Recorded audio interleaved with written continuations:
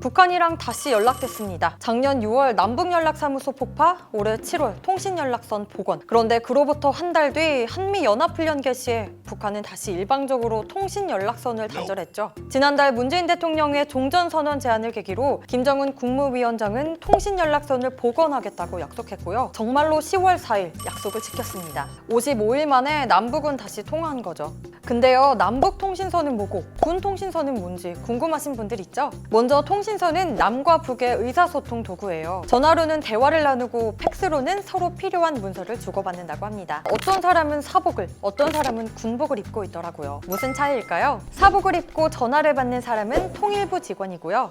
남북 연락사무소에서 이 일을 합니다. 군복을 입고 전화를 하는 건 군인들의 한라인 군통신선입니다. 동해와 서해에 있고요. 불법적 어선 정보를 교환하기도 한다네요. 통신선 스위치를 꺼버리면 남북은 소통을 할 수가 없는데요. 이때 비상수단은 국정원 직통선입니다. 국정원과 북한의 통일선전부가 소통할 수 있는 비공개 연락선이 가동된다고 합니다.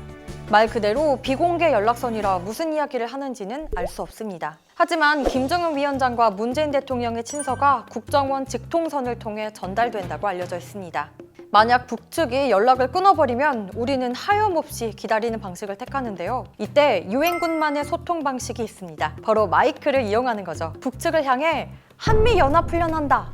주요 일정을 전달해준다고 해요. 북한은 남북통신선을 복원하면서 이렇게 말했죠. 서로에 대한 존중이 보장되고 타방에 대한 편견적인 시각과 불공정한 이중적인 태도, 적대시 관점과 정책들로부터 먼저 철회돼야 한다. 근데 북한이 말하는 이중적 태도는 무엇일까요? 최근 문재인 대통령이 잠수함 발사 탄도미사일 시험 발사에 참관하며 훌륭하다고 극찬했죠. 이에 북한은 왜 우리가 무기 개발하면 도발이고 너희가 하면 대응이냐라고 응했는데요. 이게 북한이 말하는 이중적 태도입니다. 북한은 연락을 재개하면서도 조건을 내걸었죠. 적대시 정책 철회와 이중적인 태도 하지 마라. 하지만 우리 정부가 쉽게 들어줄 수 없는 요구라서 남북 관계가 회복될지는 미지수라고 합니다. 어쨌든 남북 통신선이 복원됐으니 남북 관계 복원을 위한 토대가 마련됐다며 대화를 통해 북한과 최대한 회복하는 방향으로 가자는 입장입니다. 관계의 기본은 소통이고 소통을 하려면 소통 수단이 필요합니다. 앞으로 이 통신 연락선이 끊기지 않았으면 좋겠는데요. 어렵게 다시 연락된 남과 북, 서로에게 윈윈되는 대화가 이어지길 바랍니다.